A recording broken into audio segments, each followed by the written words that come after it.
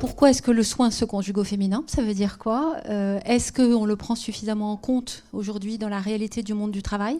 Au sein de l'entreprise Korian, 85% de femmes et clairement un métier de femme, celui de soignante. Ce qui me trouble le plus, en fait, c'est pas tant qu'on attribue aux femmes ces compétences du care, c'est qu'elles soient aussi dévalorisées. Parce que c'est des belles compétences. Le fait d'avoir le sens du lien, le sens de l'attention à l'autre, le courage. J'ai pas envie que les femmes perdent cette compétence. Mais j'exclus pas que nos sociétés, que beaucoup considèrent comme étant relativement déshumanisées, finissent par revenir et réhabiliter ces compétences. Quand on parle de projets, de programmes spécifiques concernant la féminisation, ça doit s'accrocher, ça doit être raccroché à un ensemble de politiques. Exemple, des politiques d'égalité professionnelle homme-femme, des politiques internes de promotion des femmes. On s'est fixé un pourcentage de 50% au minimum de femmes dans le top management de l'entreprise. Tous ces projets sont très intéressants, mais ils ne peuvent pas exister s'il n'y a pas une colonne vertébrale de cohérence RH sur la place et la promotion des femmes dans l'entreprise. Juste un petit mot sur One in Three Women.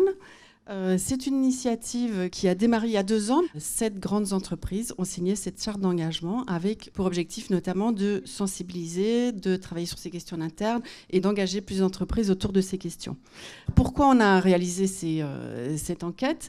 D'abord, pour constituer une base de données, il faut pouvoir argumenter, avoir des chiffres concrets pour pouvoir argumenter du pourquoi les entreprises s'emparent aujourd'hui de ces questions des violences faites aux femmes, puisque c'est un problème privé.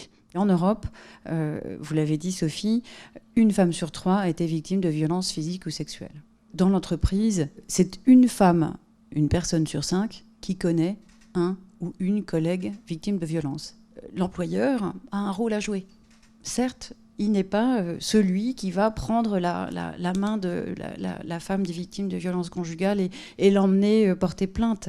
Mais il peut faire quelque chose. Et ce peut faire quelque chose et ce sur quoi nous nous concentrons tous les jours. L'idée du service social du groupe Korian, c'est d'offrir en fait aux salariés en premier lieu un espace confidentiel et neutre où les salariés pourront exprimer leurs difficultés personnelles et les violences conjugales. Donc sensibiliser tous les collaborateurs Korian sur le sujet, informer et donner des clés à ces collaborateurs auxquels on se serait confié pour pouvoir justement aider ces salariés.